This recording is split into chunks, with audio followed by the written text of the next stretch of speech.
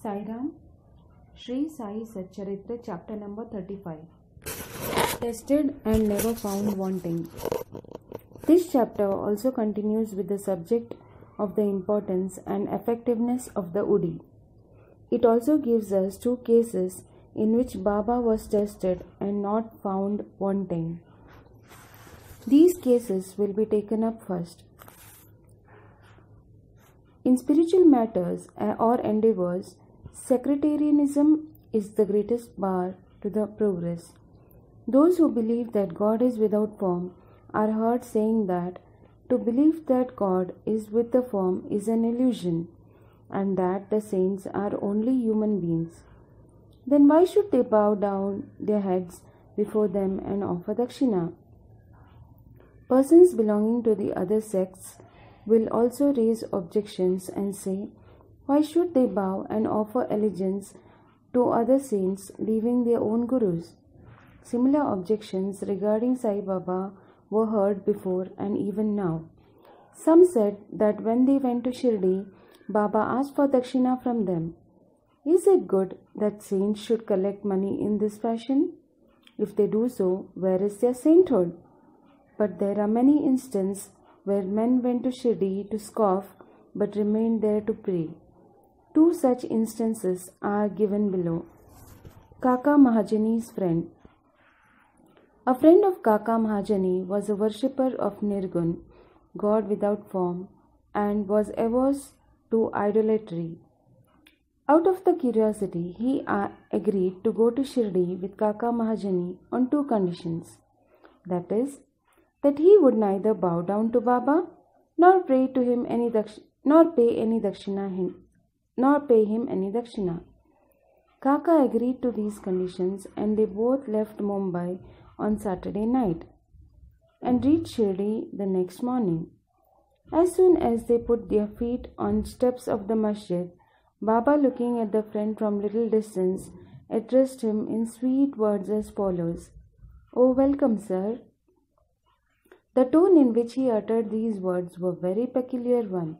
It exactly resembled the tone of his friend's father. It reminded him of his departed father and sent a thrill through his body. What an enchanting power the tone had!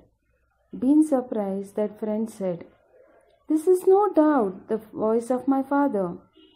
Then he at once went up and, forgetting his resolution, placed his head upon Baba's feet. Then Baba asked for dakshina twice, once in the morning and again at noon, at the time of taking their leave, but he asked it from Kaka only and not from the friend. They later whispered to Kaka, "Baba asked dakshina from you twice. I am with you. Why does he ignore me?" "You ask Baba yourself," was Kaka's reply. Baba asked Kaka what his friend was whispering, and then the friend asked Baba himself whether he should pay any dakshina. Baba replied, "You had no mind to pay, so you were not asked. But if you want to pay now, you may." Then the friend paid rupees 17 as dakshina, the same amount that Kaka paid. Baba then addressed him with a few words of advice. "You destroy the Teli's wall, sense of difference between us, so that we can see and meet each other face to face." Then Baba allowed them to leave. Though the weather was cloudy and rough, Baba assured them of their safe journey, and both of them reached Mumbai safely. When he reached home and opened the door and windows of the house, he found two sparrows dead on the ground, and one was just flying out of the window. He thought that if he had left the windows open, two sparrows would have been saved, but thought again that they had met their lot, and that Baba had sent him back soon just to save the third sparrow. Kaka Mahajani's master. Kaka was the manager in the firm of Thakkar Dharmse Jetabhai, a solicitor of Mumbai. Both the master and the manager were on intimate terms. Mr. Thakkar knew that Kaka would often go to Shirdi, stay there for some days and return, when Baba permitted him. Out of the curiosity, Mr. Thakkar decided to go to Shirdi with Kaka during Shimga holidays As Kaka's return was uncertain, he took another man with him for his company. The three started together, and Kaka brought 2 seers of raisins on the way for the presentation to Baba. They reached Shirdi in due time and went to the masjid for darshan. Baba Sahib Tarkad was also there, and Mr. Tucker asked him why he came there. For darshan, Tarkad replied. Mr. Tucker asked him if miracle took place there. Tarkad replied that it was not the concern. The earnest intention of the Bhaktas was satisfied here. Then Kaka prostrated himself before Baba and offered the raisins to him. Baba ordered them to be distributed. Mr. Tucker also got few of them. He did not want to have the raisins, as he was advised by his doctor not to eat them without washing and cleaning them. So he was in a fix. He did not want to eat them, nor could he reject them. To keep up the formalities, he put them into his mouth, but did not know what to do with the seeds. He could not spit them out on the floor of the masjid, so he pocketed them against his wish. He then said in his mind that if Baba was a saint, how could he be ignorant of his dislike for the raisins? How could he force them on him? When this thought arose in his mind, Baba gave him some more raisins. He could not eat them, but held them in his hand. Then Baba asked him to eat them up. He obeyed and found to his surprise that they were all seedless. He wanted to see the miracle, and here was one. He knew that Baba read his thought and, as per his wish, converted raisins with seeds into seedless grapes. What a wonderful power! Again, to test further, he asked Tarkad, who was sitting by and who also got the same raisins, "What kind of grapes you got?" He replied, "The variety with seeds." Mr. Tucker was still more surprised to hear this. And then, to confirm his faith further, Tucker thought in his mind that if Papa was a real saint, the raisins should now be given to Kaka first. Reading this thought also, Baba ordered that the distribution should be commenced from Kaka. These proofs were sufficient for Tucker. Then Shama introduced Mr. Tucker as the master of Kaka, upon which Baba said, "How could he be his master? He has got a different master altogether." Kaka appreciated this reply. After forgetting his resolve, Tucker saluted Baba and returned to the Wada. After the noon Aarti was over, they all went to the masjid for taking Baba's leave for their departure. Shama spoke for them. Baba then spoke as follows. There was a fickle-minded gentleman. He had health and wealth and was free from both physical and mental afflictions. But he took on needless anxieties and burdens and wandered hither and thither, thus losing his peace of mind. Sometimes he dropped the burden, and at other times he carried them again. His mind knew no steadiness. On seeing his state, I took pity on him and said, "Now keep your faith on one place. You like, why roam like this?" Tucker at once understood that this was exact description of himself.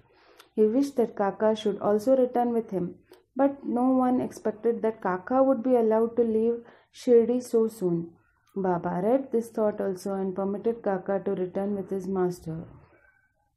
Then Baba asked Kaka for ₹15 as dakshina and received it.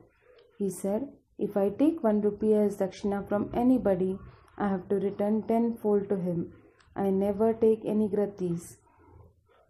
I never ask anyone indiscriminately. I only ask and take from him whom the fakir, my guru, points out. If anyone is indebted formally to the fakir, dakshina is received from him. The donor gives, that is, sows his seed, only to reap a rich harvest in the future. Wealth should be the means to work out dharma. If it is used for the personal enjoyment, it is washed. Unless you have given it before, you do not get it now. So the best way to receive is to give. The giving of the dakshina advances vairagya and thereby bhakti and dhyan. Give 1 and receive tenfold." On hearing these words, Mr. Thakkar himself gave ₹15 in Baba's hand, forgetting his earlier resolve not to do so. He thought it was good that he came to Shirdi as all his doubts were solved and he learned so much. Baba's skill in handling such cases was unique. Though he conducted all that, he was totally non-attached to them. Whether anybody saluted him or not, or whether anybody gave him dakshina or not, all was same to him. He felt no pleasure if he was worshipped and felt no pain if he was disregarded. He had transcended the pairs of opposite, that is, pleasure and pain, etc. Insomnia case. A Kashyata Prabhu gentleman of Bandra suffered from insomnia for long. As soon as he lay down for sleep, his departed father appeared to him in his dream, abused and scolded him severely. This disturbed his sleep and made him restless the whole night. Every night this went on, and the man did not know what to do. One day he consulted a devotee of Baba in this respect. He recommended the Udi as only infallible remedy he knew. He gave him some of the Udi and asked him to apply little on his forehead before going to bed and keep the Udi packet under his pillow.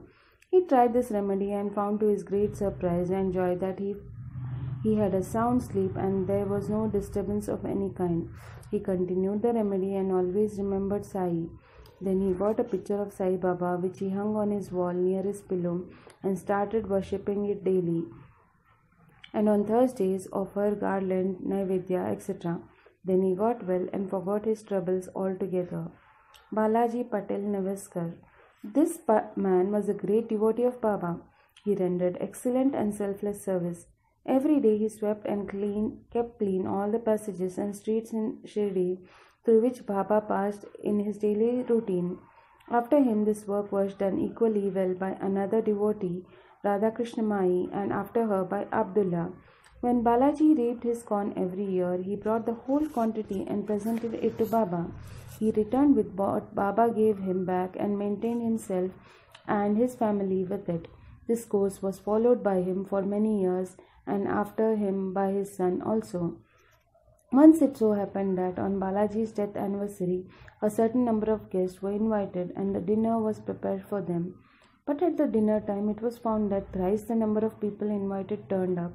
Mrs. Nevaskar was in a fix. She thought that the food would not suffice for the people assembled, and if it fell short, the honor of the family would be at stake.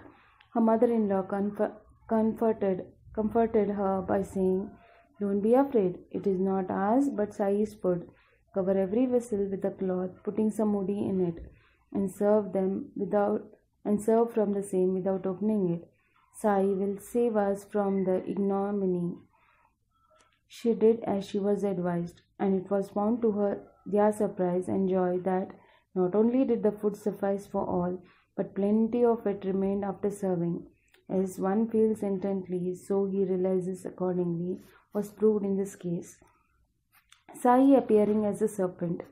Once Raghu Patel of Shirdi went to Balaji Patel at Nivas. That evening, he found that the serpent entered through the cowshed, hissing. All the cattle were afraid and became restless. The inmate of the house were frightened, but Balaji thought that it was Sai who appeared in this house as a serpent.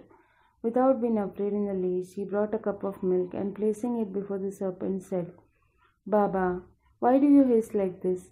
Do you want to frighten us? Take this cup of milk and drink it with a calm mind." Saying this, he sat down close by. The other members were frightened and did not know what to do. In short time, the serpent disappeared on its own, and nobody knew where it went. It was not found, though a thorough search was made in the cowshed. Balaji had 2 wives and some children. They sometimes went to Shirdi from Nivas for taking Baba's darshan. Then Baba brought saris and other clothes which were given to them with his blessing. Bow to Sri Sai, peace be to all. Thank you, Sai Baba, Sai Ram.